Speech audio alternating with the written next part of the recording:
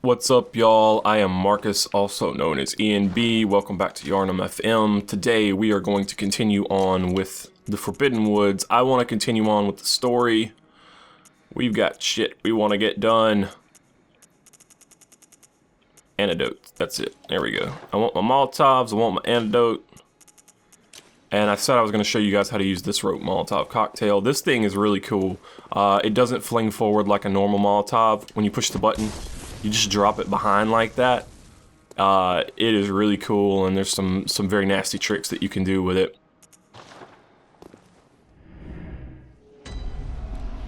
Specifically, one of the coolest things that you can do with it is the fact you can actually throw it faster than a normal Molotov. Like, it doesn't travel very far to hit the ground. So you can just, if you stagger an enemy and you get to them like this, and then you turn your back, and then just spam it. Spam that shit. You can throw a ton of rope Molotovs really quickly. Alright.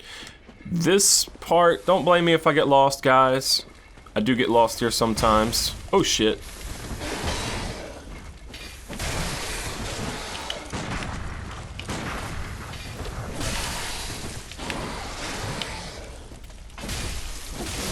And by sometimes, I mean like every time I ever come here, I always get lost.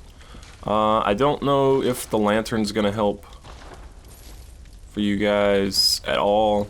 This place is just really murky and dreary and bleh. Alright, so one thing's, before, you notice these lanterns, notice these burning lanterns here. You can follow this kind of main path, and that'll more or less take you through, but there's lots of little side stuff that you can do. Like right here, there's this little side path that we can take, and let's just go ahead and whee! Oh no, almost went too far. You don't really actually have to jump there, you can just drop down. I'm just being stupid. And then you do need to jump across that one, and I want to be careful as we approach. We want to be a little bit quiet, a little bit sneaky. Got some stuff going on up here.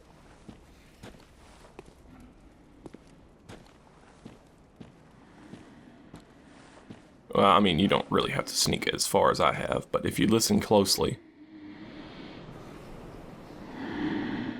you hear that breathing.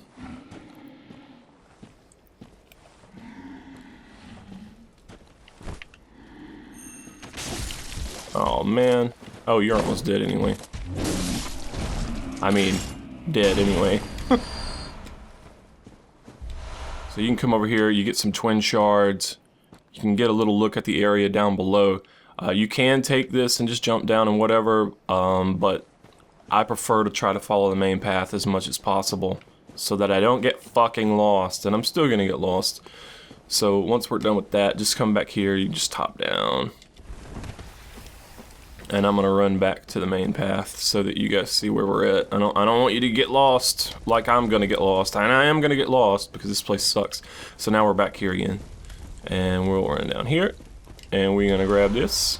Now, for the most part, I'm gonna try to clear out some of these enemies before I grab all the items. I hope you guys don't mind too much.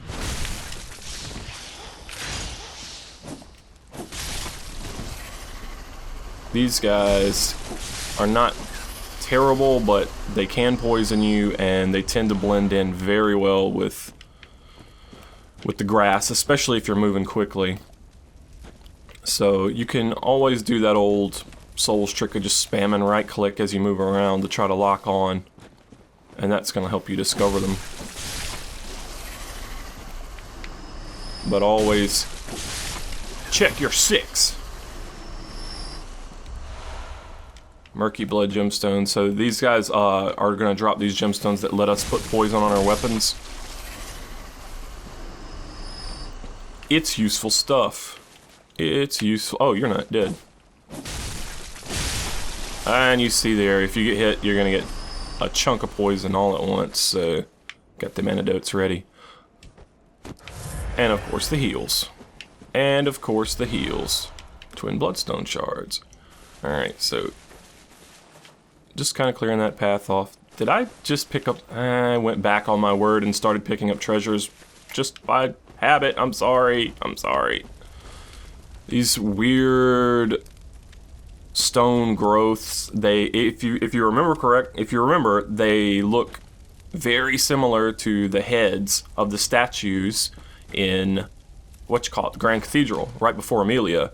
And they also look very similar to this tonsil stone. Interesting things. And these graves or these monuments are massive. Hi. Die.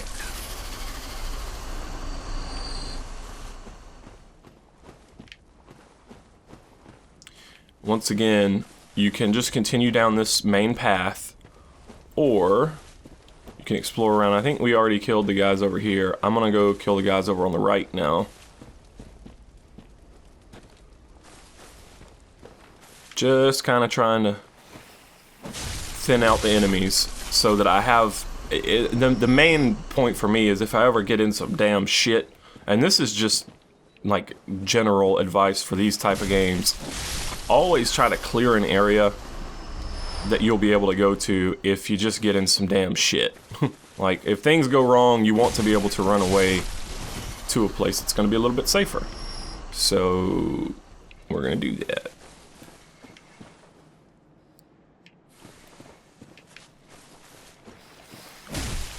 Yeah, that guy dragging his axe around. Oh, there he goes. Molotov.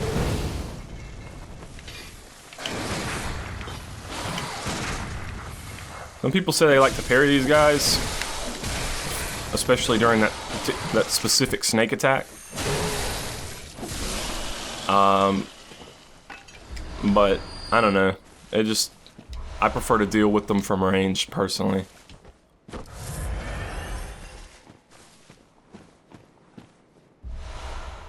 Tons of twin bloodstone shards. This is the area where you can start to develop some side weapons if you really want to. Looking out. Is it the lake? Is it the sea? It's too much fog to really be able to tell. All of these snakes, man. I feel sorry for people who don't like snakes. Like me personally, they don't bother me. But yeah. I know some people are genuinely afraid of snakes, like terrified of snakes, and they're gonna have trouble. They're gonna have trouble with this place. I got some friends in real life that really hate snakes. One friend in particular, but I know that he did make it through this area, and I was really proud of him for that. I was talking to, on the topic of fear, I was talking with Mr. Richard Stanton, journalist. He's the guy that actually teased the pendant truth out of Mr. Miyazaki way back in Dark Souls 1 days. But I was talking with him about fear and about the difficulty of these games. Like, both of us kind of are of the opinion that the difficulty of these games are overblown, but at the same point, I think that he and I both realize that we've played a ton of these games, the Souls games. So, is this the one where the motherfucker drops from above? Probably. Ah, man. And once you've played as much as we have, that it's very difficult to accurately judge the difficulty of the game anymore. Like, I've had people tell me this game is easier than Dark Souls and Demon Souls, and I've had people tell me it's much harder. And personally, I think it's neither harder nor easier, but it's just a different type of difficulty. But I've had people saying it both ways. For me, like, it's easy to die. It's easy to die in a Souls game. That's just kind of the way the games are set up. But I wouldn't really call it difficult. And the reason for that, I mean, dying isn't a failure to me in a Souls game. Like, it's just like, oops, it's just shit that happens. It just happens. But I think one thing that makes the games easier for experienced players is they're not afraid. Like, you have no idea how much fear will fuck you up in a Souls game. And it's very much intentional. It's by design. You see this big fucking scary beast, and he's coming for you. He's rushing at you, and your instinctive reaction is, oh, I have got to get away from him. I have got to get away from this bad man. When that is the worst possible thing you could fucking do. Like, in most cases where the enemy is moving forward towards you like that, you want to move forward towards them. Alright, this guy could approach this way, but he's surrounded by little snakes, and it's a pain in the butt. And also, there's fire. But instead, you can do a little creeping. Is this where I drop down at? Yeah, this is where I drop. Oh, shit. Well, is this the one where it falls from above? I know there's going to be a snake falling down from above at some point. Pisses me off every time. But yeah, if the enemy's attack's momentum is carrying them forward, and you move backwards, you're just moving back into where their attack's going to be. But instead, if their attack is carrying them forward and you move forward to meet it, you're going to go through it. And hi.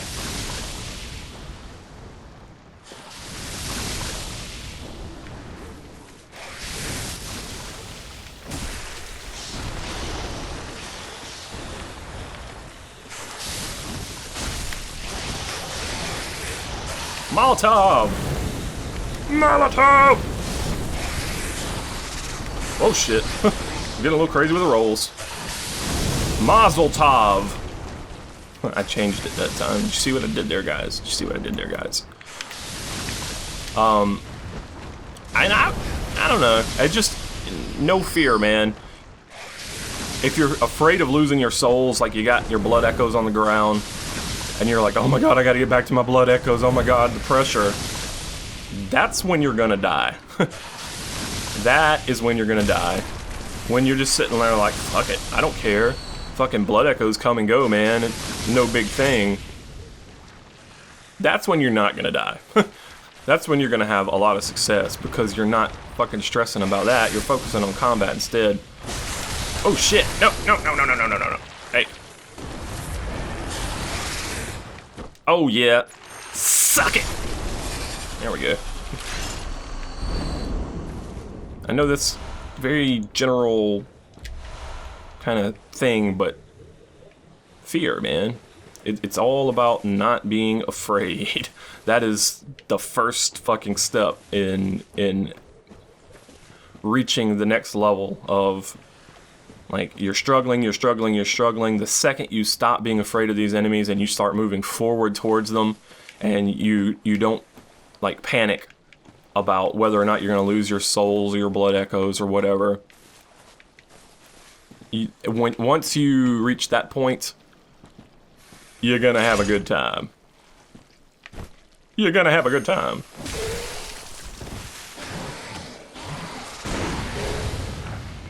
As a more general point about fear, in terms of fear in life, this is really weird. I didn't personally feel like I was really ever particularly afraid of anything until I got married and had a kid. And now I have lots of fears. And what it really made me realize, I love, man, this, hold on one second. I'm going to stop what I'm saying. I'm going to say this instead. The one-way shortcuts, the asymmetrical movement and paths, this is a key. This is a key to the level design of how these Souls games are put together. Future level designers out there, please take note. When you're making these interesting levels, one of the things you do is just these little elevation differences. Not so, I mean, I know it's kind of stupid. You feel like, well, my guy should just be able to put his hands up there. Yeah, okay, maybe he should have made it a little bit higher. But anyway, my point is that just having the one-way movement in your levels Like, you can go this way, but you can't go back the other way. It makes things more interesting. It can make things more interesting. I mean, it's a technique like anything else. It doesn't automatically make it more interesting, but if you use it correctly... See, once again, right here, we can't go up this way, but we will be able to come down. And elevation is one of the simplest ways to do it. You often see the one-way doors or the unlockable elevators. Like, FromSoft uses a variety of tricks to do that, but... yeah. But back on the topic of fear, fear is not a weakness or anything like that. Fear, if you're afraid, it means that you care about something. Like, you're not gonna get... oh, goddammit.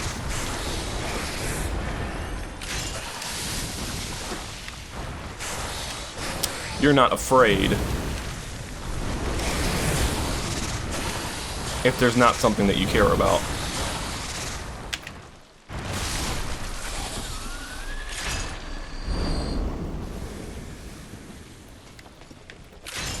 And yeah. So don't worry about being afraid. If you're afraid, stop and think about the reason for your fear. Like, okay, I'm afraid of...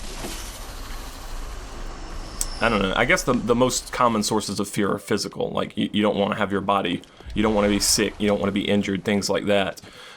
If you have the feeling that you don't want to be sick, you don't want to be injured, that means that you are, like, you are appreciating your health. You are appreciating your life. You are enjoying being alive and not in pain. I know that sounds really simple and stupid, but... clear deep sea. Man, this fucking monument. All this, the lattice, like, effect or design is really cool. I want to read this rune. I also need to read the air rune. I haven't read that. I promised you guys I would. I'm sorry. This we got from Henrik a long time ago. The air sees sentimentality in the warmth of blood and acknowledges visceral attacks as one of the darker hunter techniques. Perhaps the air is a hunter who bears the echoing will of those before him. Echo, obviously, can be taken as a reference to blood echoes. So is the air the hunter who bears the blood echoes of those who came before him? Another thing, it sees the visceral attack as one of the darker hunter techniques. I still haven't properly shown this to you guys. A couple people pointed it out, and they are correct. If I remove my glove, you're going to be able to see the hand a lot better. When you perform a visceral attack, your character's hand becomes very elongated and claw-like. Like, it actually changes. It's really cool.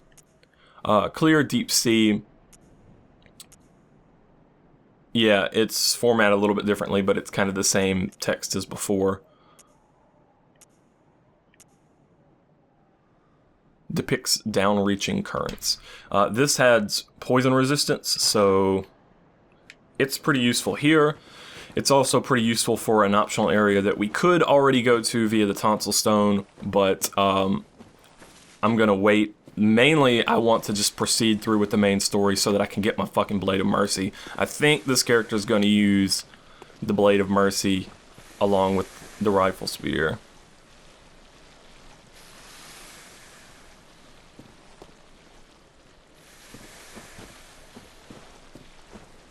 Let me try to remember. Down here.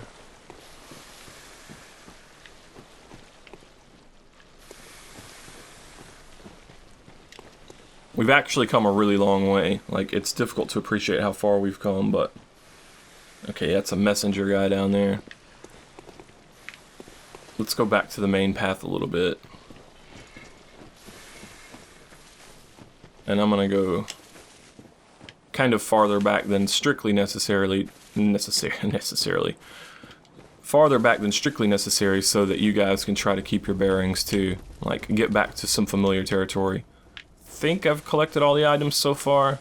I'm bound to miss one or two in this place. It's just a mess. Yeah, we've already been here. Okay. This is another thing. Bruce, who worked on the Future Press guide, he actually, this is his tip.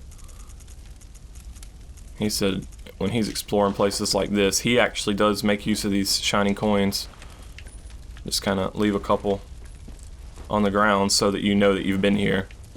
And I think that, you know, if you're having trouble, if you're wanting to take this place really slow, then those coins actually could be useful like that as a trail marker. That is their intended purpose, actually, so. But I don't really like the coins so much in this one because compared to like prism stones, and the reason why is they're very difficult to see compared to a prism stone. And I believe we've been off over here. Yep, we've cleared this area out. I'm doing my sweep. This place looks really confusing. There's actually kind of 3 main paths going through for the most part. And we dropped down there earlier, and I guess this is where we fought the snake near this fire. Alright.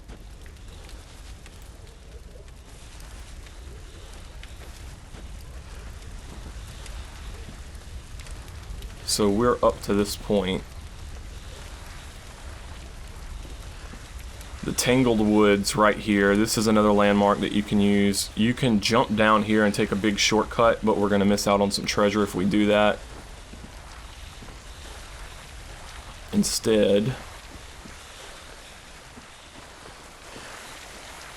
Oh man. Alright, there they are. Oh shit. Hey, shit. Hey. There's 2 of those. Actually, there's 3 of them, but...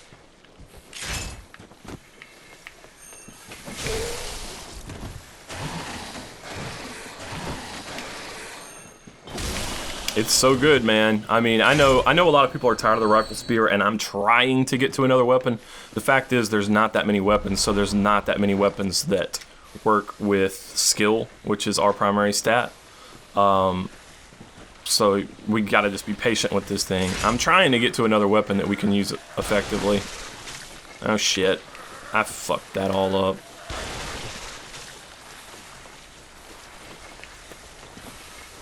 It'd be funny if poison worked on these guys. Transform! Oh, transform was too slow.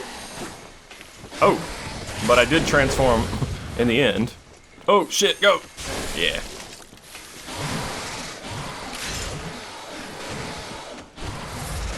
Don't attack me through the tree. There we go. Alright, and then there was one. There. That's what people like to do. That's what people like to do. I don't normally, but... this is another really cool from a design perspective. Like, you're proceeding right here, and you hear all this nasty shit out of your left audio channel. And you get over to this, and you look down, and you're like, oh my god, what the fuck is that? And then those 3 snake motherfuckers ambush you from behind here. Bloodstone chunk. That's the next level of upgrade material, but we still need 2 more before we can actually do anything with it. Bloodstone chunk is very good. More shining coins. I shouldn't have wasted all my Molotovs. Mazel tov. Well, we're stuck with the rifle spear for now. We don't have anything else that's gonna work there. What are the odds that poison knives are actually gonna work on these? I'm suspecting very, very low. 1, 2, 3, 4, 5, 6.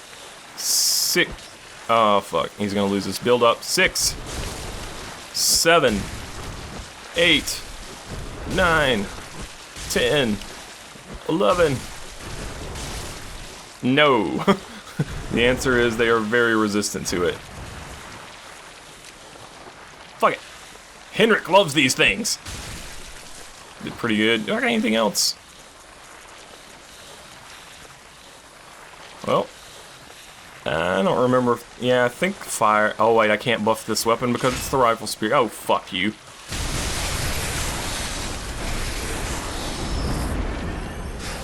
Oh, slow poisoning. Antidote. Small tree. GG. Small tree, OP. Hey, start biting. Get wrecked!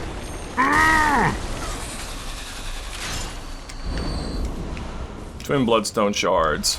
Murky blood gemstone. Deep sea rune. Bloodstone shard. This deep sea rune, super helpful. Increases frenzy resistance. We got the clear deep sea earlier. This time we got the deep sea. Frenzy's a bitch, man. It is a bitch. And later areas, we haven't really encountered it a whole lot yet, but we're gonna be running into it in later areas, so it's really useful. And more twin blood shards. Very well, very well done. I mean, I guess I take it back. We could have been using the threaded cane, and we could have been using the saw spear. Those are other weapons that we could be using with skill. So I apologize. I'm a fucking dirty liar. Oh no! No! Forgot about him.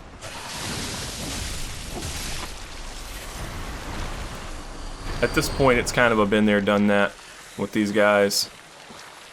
Hey, try to poison me. Okay, you can come out and fight. You want to come out and play? You want to say hello to my little friend? Oh no, no. Say hello to my little friend. Okay. Yeah. Yeah. You guys making me feel like I know what I'm doing. I like it when you guys make me feel like I know what I'm doing.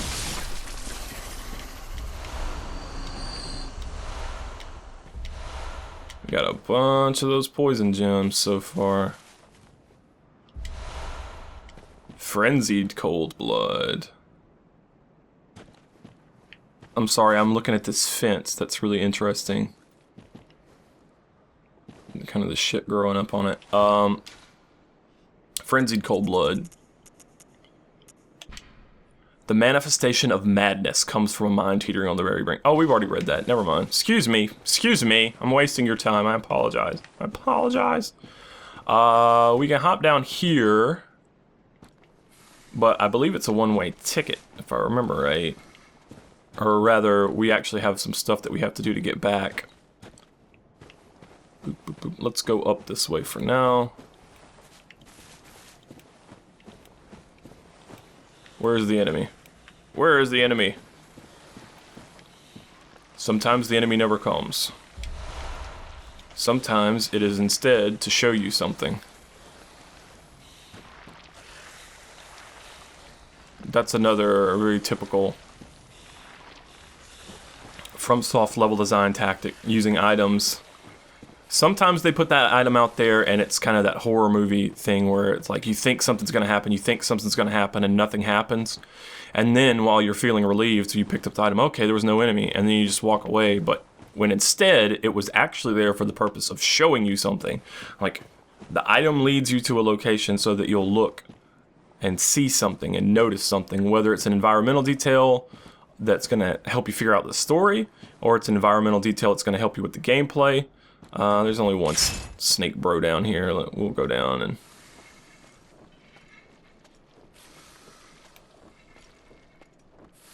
You don't see us, do you? Yeah, you do. See that. Oh shit, he got me.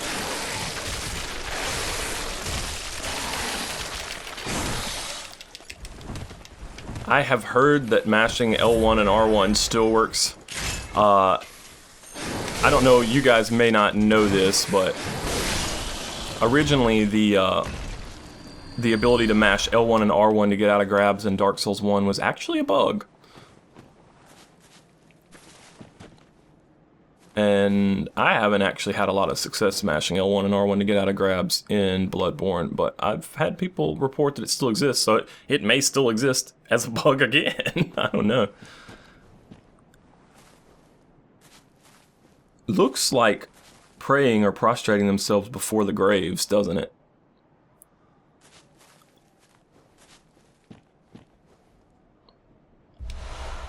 Clockwise Metamorphosis. Fuck yes. The twisted cross means metamorphosis. Rotated clockwise, this rune boosts HP. Yes, yes, yes, yes. The discovery of blood made their dream of evolution a reality. Metamorphosis and the excesses and deviation that followed were only the beginning. This motherfucker raises our max HP by 5%. That's pretty helpful. And this motherfucker is locked. This motherfucker right here. Alright. Up we go.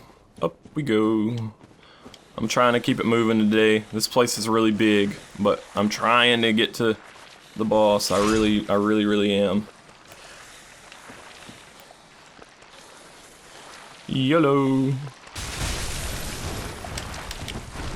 Oh shit, no, don't dodge in front, dodge behind. These guys, when you get close, get behind them like this, they have a lot more difficulty hitting you. And that's the cliff we were on earlier.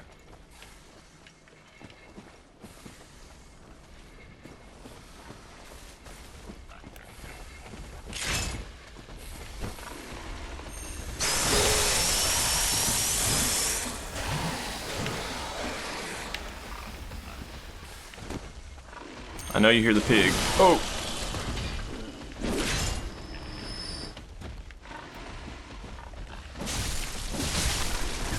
These guys summon these little snakes.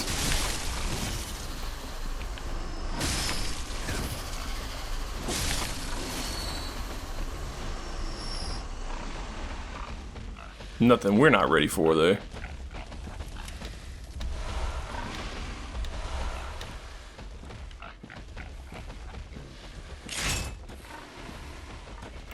You gonna do it too? Oh, I missed.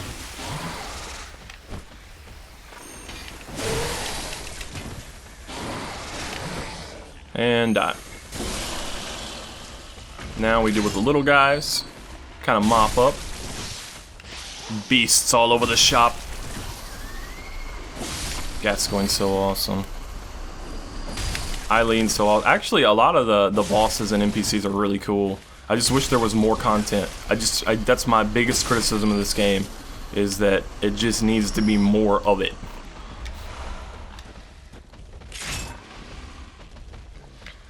Then again, moving from Demon Souls to Dark Souls, like, Demon Souls had, I don't know, nah, Demon Souls was pretty significant in terms of the content it had as well.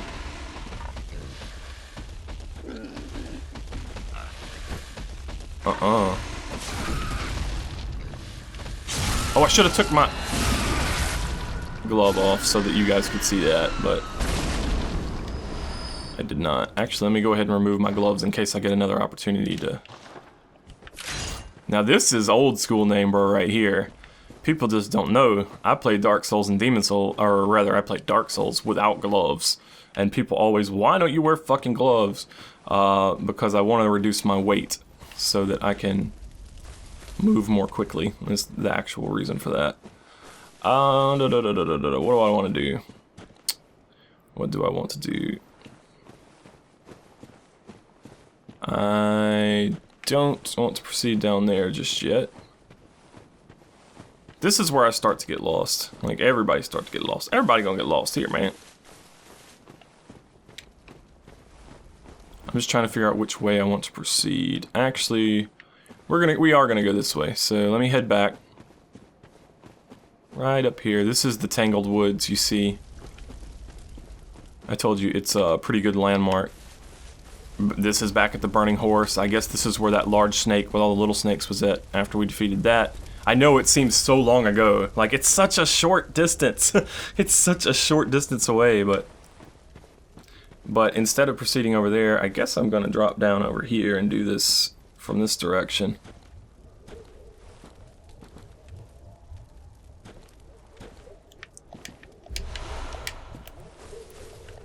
And we see the little whoop whoop motherfuckers. This is where the game starts to get like these guys. Alright, 1 second. Let me actually. Special attack. Extent that attack is raised versus kin and severely deformed or severely transformed beasts. That kin, the one that is symbolized by the little like slug-looking thing, that is what these motherfuckers are. They're translucent heads. Want to be very, very careful because up ahead there are some of these dudes that are extremely dangerous. Extremely dangerous. Thrust attacks are a weakness if I remember correctly. Bolt is also a weakness of these guys, so if you're using Tonitrus, you should be able to do it. But you see those tendrils kind of peeking out over there? They're, I guess you could say, I'll put it like this, like don't take any story significance out of it, just I'm trying to explain it. They're slightly more evolved versions of these guys. You got the tendrils coming out of their heads. They will fuck you up with nasty magic. So hit them hard and fast with a thrusting attack. Kill them quickly. Kill them quickly. Please, dear God, kill them quickly. And we get anti-clockwise metamorphosis. This actually goes back to something I was saying before about the spelling of jail in Hypogean jail. This one boosts stamina. That's also really, really good. 10% boost to your stamina. Although stamina feels less important in Bloodborne overall, but it's still really useful. But anti-clockwise metamorphosis for all of you Ameribros out there, all my American countrymen and ladies out there.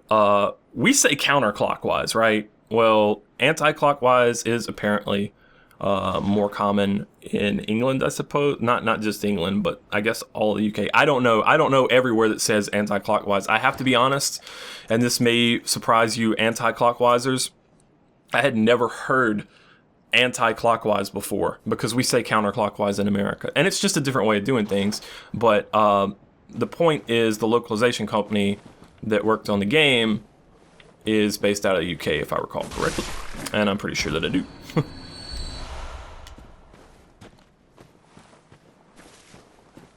We're getting tons of gems, man. Weehoo! Hold on, let's look at some of these gems that we've gotten. Actually, I'm curious. I'm curious what we got.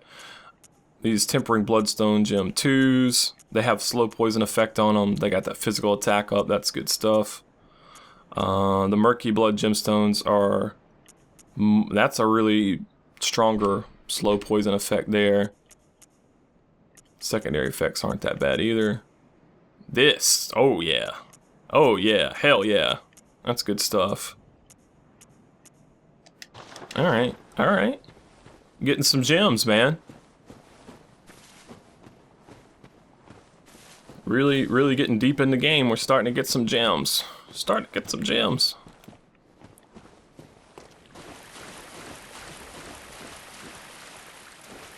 This is another really kind of big, obvious landmark, and if I recall correctly,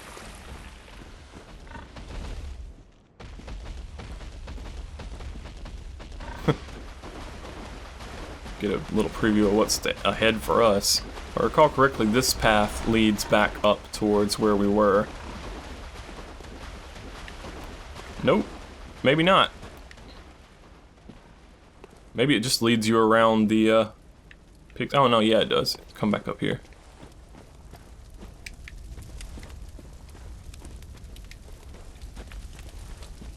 And we have not cleared out all these enemies, so I need to be careful.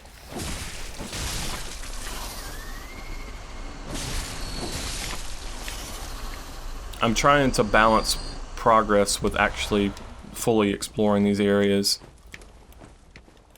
And they're large, so it takes time. See more skeletons engraved, not engraved, entombed in the ground there.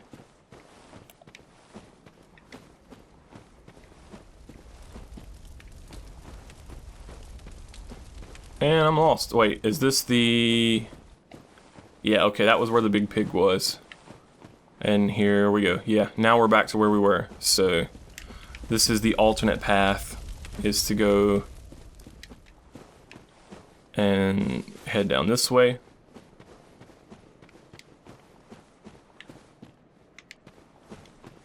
And so we should also explore over here just to make sure that we cover everything. I'm trying not to miss the Graveguard stuff. I always miss it every time I come through here. That's where that snake was. Did I see something over there? No, it's just the light reflecting off the surface is kind of funny. Oh, there's more. Enemies also serve as a pretty good reminder of where you have and haven't been. Ooh, treasure down there.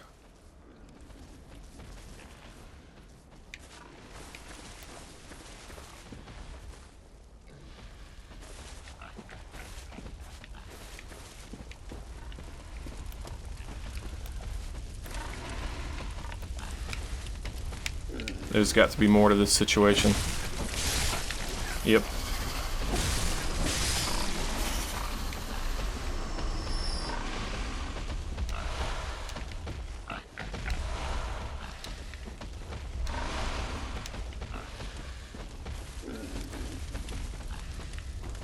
Sorry, I'm not super chatty. It takes even more of my concentration to explore than it does to fight, to be honest.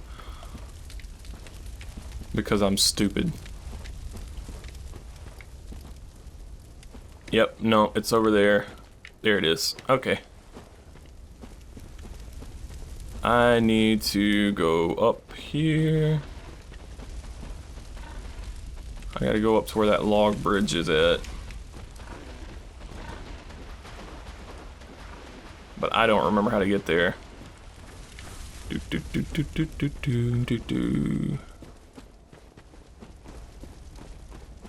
Maybe up here.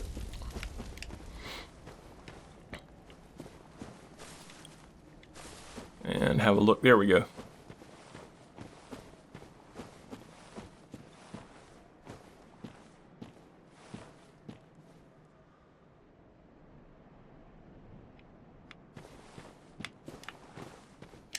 Whee! This leads to this. Graveguard set, and I think that's the mask up there, and I don't remember how to get to it right now, and that's really annoying me, but can't do much about it. Robe of Doris, Graveguard of the Forbidden Woods. Countless bloodied ritual tools hang from its back. Willem kept 2 loyal servants back at Byrgenwerth. When they were sent into the labyrinth, they encountered the Eldritch Truth and went mad. One became the password gatekeeper, while Doris became a Graveguard of the forest. Both remained loyal, even in madness. So they were loyal even in madness. That means they were still following Willem's orders. And so apparently Willem wanted these graves guarded. Now, if he wanted to keep people away from them, I don't know, like what he was guarding them from. That also explains the password gatekeeper as well. Yeah.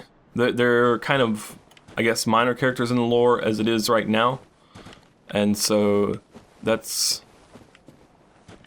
just an interesting thing. I forgot how to get to that fucking Graveguard mask. I may do a little bit of a splice here while I try to remember how to get back to it. I will apologize for that, but I don't want to make you guys sit here through me trying to remember.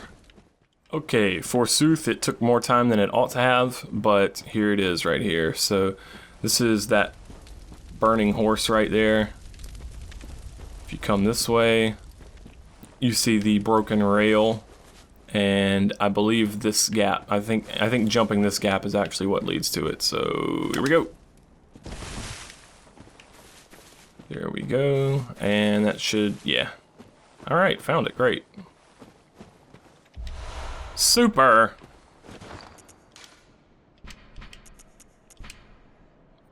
His pale countenance mimics the labyrinth watchers. Let's go ahead and equip it. Because I know folks want to see what it looks like.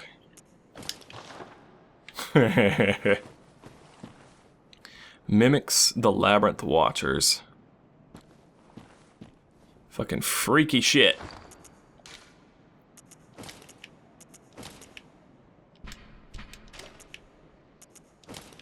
There we go. Alright. Now we can continue onward.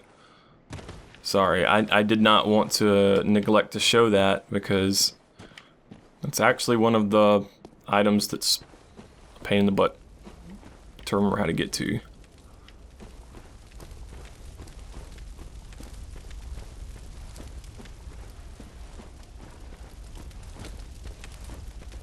I just gotta deal with this other boar.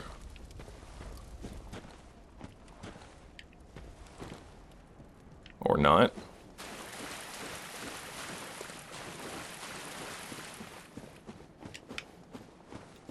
Alright, head back over here. This is the kind of the firefly pond. However you want to call it.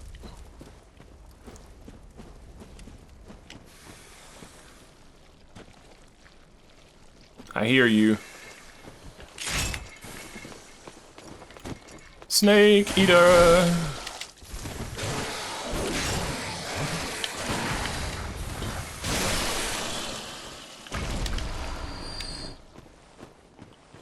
This is kind of super important.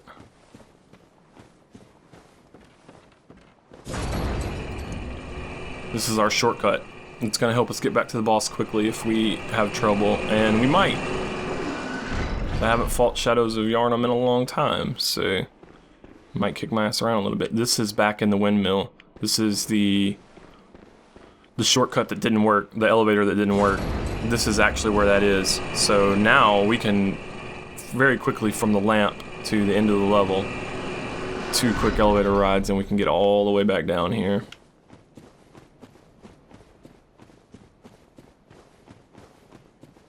This video has gone on really long. I'm about to have to cut it, but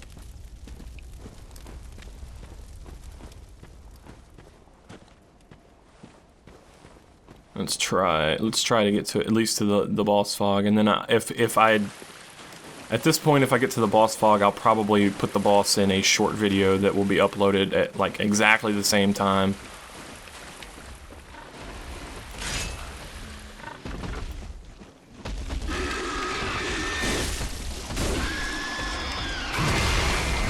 Can't get behind him. There we go. I want to show you guys the thing. Do it, do it, do it, do it, do it, do it. No, I was too slow to get the backstab. You do have a moment after they die to get the visceral attack, but I was just too fucking slow.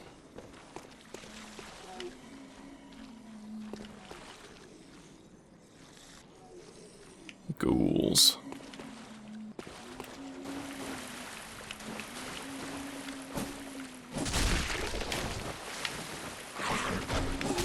Don't attack me through the environment, please.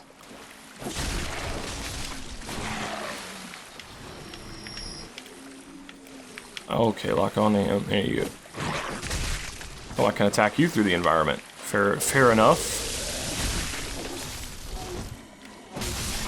Ah, shit, there's more. There's always more. Ah. If I hadn't been locked on, that actually would have worked better. Or maybe not. You do have more control over your attacks when you're not locked on, though. Dissipating Lake. If you're having trouble with Parl, I believe this is one that might assist you. Bolt damage reduction. No new lore, but this is the bolt defense one.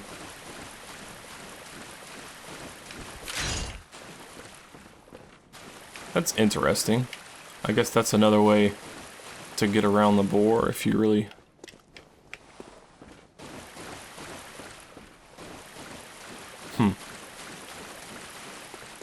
The different means of traversing the area are really intriguing to me. Ah! Don't hit me. Although I guess they don't hit quite as hard as they used to back in Central Yharnam.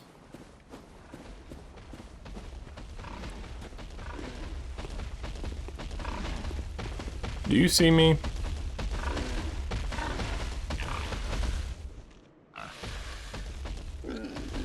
Oh, I know.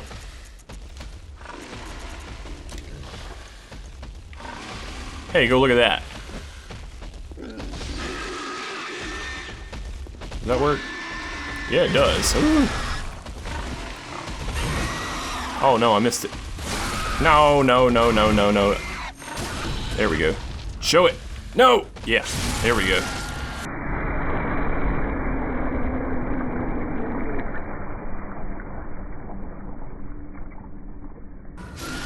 I hope you guys saw it that time.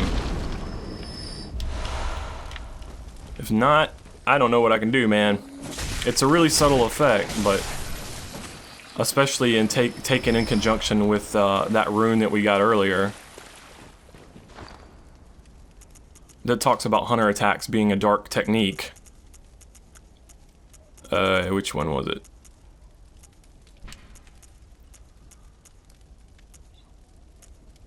See, oh, air. That's it. Acknowledges visceral attacks as one of the darker techniques. When you take that in conjunction with the kind of subtle hint, that's where it's at, man. And now, boss be that way, and another kind of shortcut is up here. So, you know, we obviously gonna take the shortcut.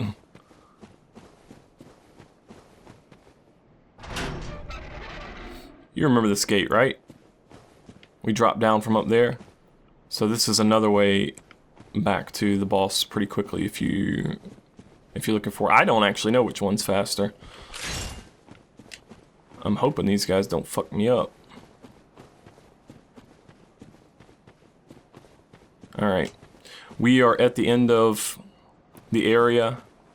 So I will do a short video that will go up at the same time as this one about this boss, and I will catch you guys on the next Yharnam AM, FM, PM, XM, YM, ZM, whatever the fuck. Stroke bad!